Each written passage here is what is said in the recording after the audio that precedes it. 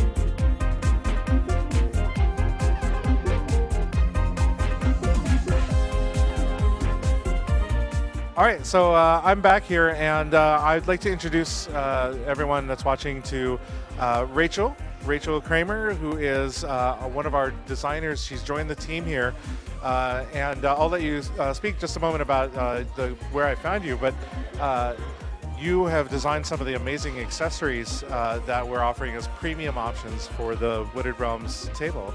So, Rachel, do you want to just talk quickly about how you found out about us and how that worked out? Yeah, so I met Nathan at a Comic-Con in July, so like actually kind of recently. We met, I was vending, he was wandering around showing his table off. It was awesome, like a tiny little prototype you had back then. That's right. Yeah, that little weird sample table. Oh man, that thing was so heavy. It really relayed the message because I would not have quite understood what was going on unless you had that. You would have just been saying all kinds of stuff. I've been like, what is this? Yeah, and when I saw you, you were working the booth for your company, C4 Labs, and C4 Labs does some pretty amazing Raspberry Pi cases made out of acrylic and different types of wood that are laser cut. And I saw that you also had gaming items there as well.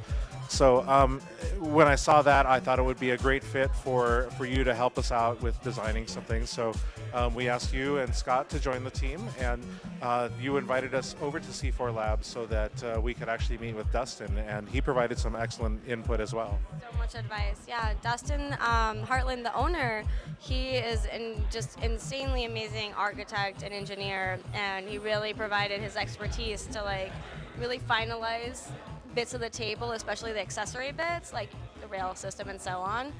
And then Scott and I, two designers there, just fell in love. Like, let's do this. That's awesome. We love it. Yeah, and Dustin was a really great partner for advice and consulting on making our accessories kind of a more universal fit. And then having you and Scott there to be a part of that, it really just made sense to ask you to join us in designing accessories for the second breakfast table. So we've got some accessories here. Do you want to show us some of the things you worked on? Okay. I'll show you guys some prototypes. They're not full-fledged done yet, but we've got some cool working on. These are token holders for pretty much any game. Like Arkham Horror has a lot of tokens, Betrayal has a lot of tokens, games like that you'd be familiar with. I mean, even Catan has a crap load of tokens, like it just is. So token holders, they work kind of like the same idea as a register. So you can slide them out very easily, things you don't have to finagle into tiny Ziploc bags and so on. Organize it on your table. Also, like a big main feature is our dungeon tiles. So this is something that is oddly enough inspired by my roommate and came to fruition because of need and want to lay tiles down that you can use wet and dry erase on. And then when Nathan came to me and saw these, and I saw his table, and it's like, I think we have a good marriage here with that. And they've got this great design. All edged, all clear acrylic. You lay it on top of your mat. You can lay it on top of any environmental surface you want. You can use wet, dry erase on them. They're like puzzle pieces, so you can build your own map, essentially. The exclusivity of it to the second breakfast table is the border pieces, bordering it to match exactly with the table. These are designed to match exactly with the finalized table as opposed to our demo table here. Yeah, that was a really key factor in the design process. We wanted to make these accessories work exceedingly well with the board game table that we have, but we also wanted to make them universal. So you table to enjoy the token holder or the battle tiles. They really are universal, but they work best with second breakfast. Yeah. All right, what else have you got?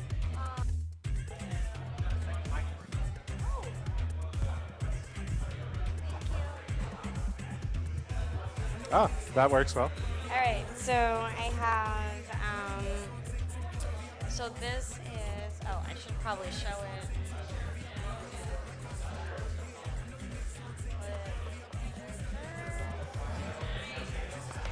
This is the box, okay, right? So this is the box. Oh, that's in here. Okay, so this is the box.